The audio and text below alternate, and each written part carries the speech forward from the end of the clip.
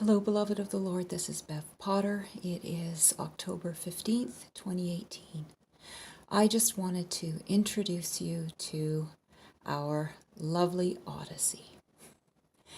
I'm just going to take a few minutes to show you what she's all about, and I just wanted to record this for posterity because we're driving her around in this condition, and yeah, it's a God thing. The Lord's been using this vehicle to bring my dear husband to the edge of his sanity, and but he's come to the place where he's just accepted the way it is, and we're making do, and we're getting from A to B, so it's wonderful. All right, so I'm gonna take you out and show you what's up with our vehicle. All right, just a minute. All right, to start with, I'm just going to show you what we need to do to get her started. All right, so you see here that it's unlocked. The driver's door is always unlocked, and I'll explain why that is later. Okay, so we come to the car and we open it up. And the first thing I have to do is pop open the hood. All right, so here we are. You see our battery, and our lovely AMA fellow put this beautiful knob on so that we can turn off the battery, disconnect it completely, and then when we need it, we can reconnect it. So after she's been sleeping overnight, in the morning we have to reconnect the battery, and then we're good to go. So here we are inside the vehicle, and as you can see, there is a key in the ignition, because there's always a key in the ignition. We don't have a choice, and that little piece of green tape is to show you where you can turn the key back to, because if you go any farther, it'll jam, and you won't be able to start the vehicle. Okay. So the first major issue we had with the vehicle was the rear doors. The mechanisms stopped working and they stopped closing properly, so we ended up replacing them. But they were never right, and they broke again. So we decided not to replace them again. But unfortunately, because they wouldn't close properly, the beeper attached to them was always going off. So we would have to just turn off the beeper, and then we were good to go. Unfortunately, after a while, one of the rear doors quit working completely. So you can't get it open past here. So now it's only a one rear door vehicle. Just close that back up. Okay. So here I am at the other one, and it didn't work either, but Rob disconnected the cable, and now it's a wonderful manual door, which works perfectly. So that's how we use this one. There we are. All right, so our second issue was this ignition, and it just stopped. We couldn't get the key in and out. It got stiffer and stiffer because instead of pins, it has tabs. And Honda used the tabs for just a few years and realized it wasn't a good idea, so they went back to pins. Unfortunately, we have tabs that are bent and cannot be fixed, and we are not putting any money into the van. So, hence, we have a key in the ignition all the time. And the door is open all the time because the key for the door doesn't work either, because the tabs in it have also bent and we can't get the key in to turn the ignition. Now, we could use our remote, except that unfortunately, we had to remove a fuse. So now we have a fuse in our glove box because the battery was draining so much, and my son came over and tested it and found out which fuse was draining the most, and so we pulled it out and just waited to see what was no longer working. So what's no longer working is the radio and all the locks. None of the auxiliary like the backup services work. So you can't lock the vehicle unless you have your key in the ignition turned forward so that you have power going to them. There's no power at all if you don't have the key turned on. All right, but you know what? The most important stuff, like the heater, oh yeah, I'm happy. My heater works just great. The vehicle drives like a dream, and the seat heaters work fine. The electrical seat adjusters work just fine, so I'm happy.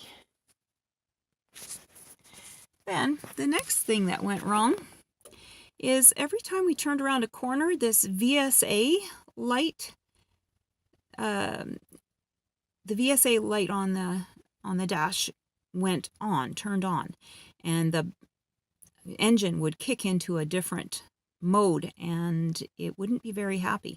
So you'd have to pull over and park, and then it would reset, and when you started again you were fine.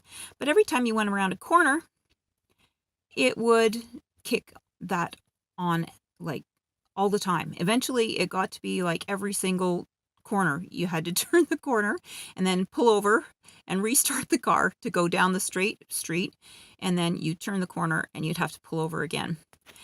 At that point, my husband stated that he was no longer going to drive this car. Oh, and that was at the point where I started to pray, Lord, are we supposed to get a new car? And I prayed, and then suddenly I got just a flash vision, and I saw the van, and there were angels all around it, ministering to the van, taking care of it. And I had the sense that even if it conked out on the highway, that the angels would be watching over us, and everything was fine. So I didn't worry anymore. But yeah, it was a little tedious trying to drive that way, although we did get where we needed to go. Fortunately, we were pulling into a parking lot, and the oil light flashed on and then off again, just really quickly, and Rob caught it, and he said, I just saw the oil light flash on and off. And it was like, oh my goodness, well, maybe we should check the levels, of the oil and all the other liquids or whatever in the engine. So we pulled over and we checked the oil, and it was bone dry. We had been driving the van, and I guess when we pulled that fuse, it also took the oil light, made it not work. So we had been driving for 2 months with essentially no oil. And the van is still running. I can't believe it. That's got to be the angels. Anyway, so as soon as we realized that, Rob went out the next day and got some oil, and he put I think it was almost 4 liters he put in. It was bone dry. So thank you, Lord, that the car still worked. And you know what? As soon as we put the oil in, she worked like a dream again. Isn't that awesome? All right, so the next issue we had is one day I started the vehicle and no lights came on at all, and it was at night. No parking lights, nothing. And so we were on the way to take my son to fencing, and I said to him, you know what, there's no parking lights. I turned the car on and there's no parking lights. He said, okay, well, why don't I just go out and tap on them? And I'm thinking, what? How is that going to help? You don't turn lights on by tapping on them. But you know what? I thought, well, if that's what you want to try, go ahead. So he gets out and he comes up to the light and he taps on it and it comes on. And then he walks over to the other light and he taps on it and it comes on. That's how we turned our parking lights on for probably a month. And then it just started working again.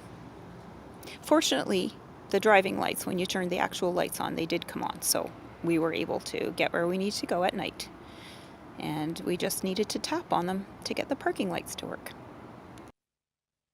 So I mentioned that our AMI guy put that lovely knob on our battery. And once he had installed it, he said, you know, this is really useful because you could, this is actually an anti-theft device. It's like, who would want to steal this van anyway? But yep, it's an anti-theft device, and it is good because, you know, when you turn off the battery, and people don't know, then if they even try to get in, and now we only do that at night. During the day, we just leave the key in and we leave the doors open. People can help themselves if they want, but nobody has. Isn't that amazing? Because it's God's van. Okay, and the next thing that gave us some issues was our fuel gauge. As you can see, we're just a little above halfway full there. And it'll go down, but we don't really trust it. If it goes down past a quarter, we like to fill it up. And I'll tell you why. Because when it gets down and you go and fill it up, the needle doesn't go back up to full right away, because I guess she's just a little bit tired. So you'll drive along and it's showing empty, but it's actually full. And you get home and park.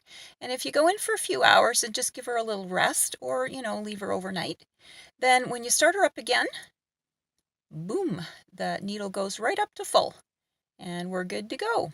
So, and then it works fine until it gets empty again. All right, one last thing to share.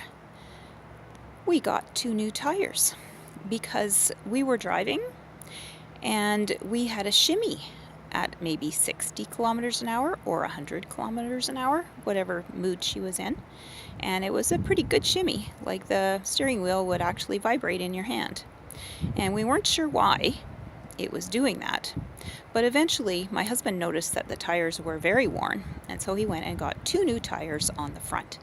And lo and behold, once we put those, well, used tires, 2 new used tires on the front, once we put those on, the shimmy just disappeared.